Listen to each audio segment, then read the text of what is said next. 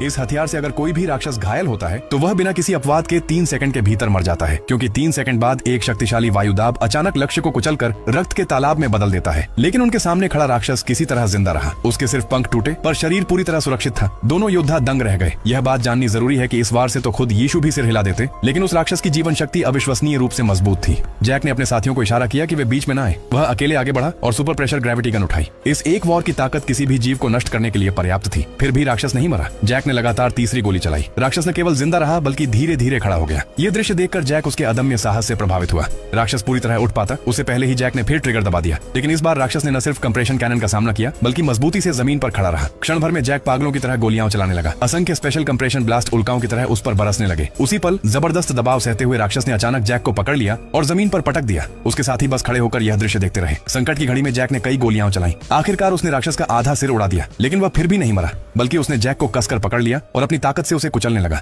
उसके battle suit का hydraulic system लगभग टूट चुका था। जैक के पास अब कोई चारा नहीं था। उसने अपना अभिमान छोड़कर साथियों से मदद की गुहार लगाई, लेकिन उन्होंने परवाह नहीं की। उन्हें लगा कि जैक मजाक कर रहा है। संकट की अंतिम घड़ी में जैक ने अपनी आखिरी ताकत जुटाई और एयर कैनन निकाली। उसने निशाना साधा और राक्षस के सिर पर घातक वार किया। राक्षस आखिरकार गिर पड़ा, सिर पकड़ते हुए। अब उसके साथी आगे बढ़े, लेकिन जैसे ही उन्होंने जैक को देखा, उनके चेहरे से मुस्कान गायब हो गई। जैक बिल्कुल निश्चल पड़ा था। सभी दल के सदस्य स्तब्ध रह गए। तभी पीछे से कदमों की आवाज आई। जेब में हाथ डाले एक बूढ़ा व्यक्ति प्रकट हुआ। उसकी आंखों में तिरस्कार और आलस्य झलक रहा था। उसने अपनी युद्ध तलवार निकाली, आगे बढ़ा और पल भर में राक्षस को 4 टुकड़ों में काट दिया। लेकिन अगले ही क्षण राक्षस का शरीर नैनो स्तर की गति से पुनर्जीवित होने लगा और वह चारों टुकड़े 4 बूढ़ों में बदल गए, जिनके चेहरे पर एक जैसी अभिव्यक्ति थी। कुछ पलों बाद वे चारों शरीर फिर से एक अजीब तरीके से जुड़कर फिर वही भयानक राक्षस बन गए।